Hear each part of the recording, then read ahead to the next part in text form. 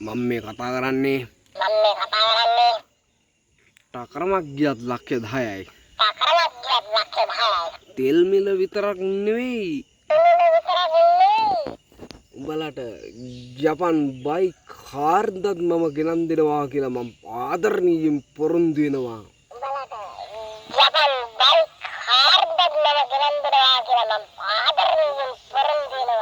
අපි එහෙමයි බොරු කියලා රට හදන්නේ. තිරිසනා. බොරුවෙන් හැමදාම ජීවත් වෙන්න බෑ මහත්තයා. ඒක හොඳින් ඔබත් මතක තියාගන්න. ඒක ඔයා හොඳින්ම මතක තබා ගන්න. ස්තුතියි. අපි යවන්න.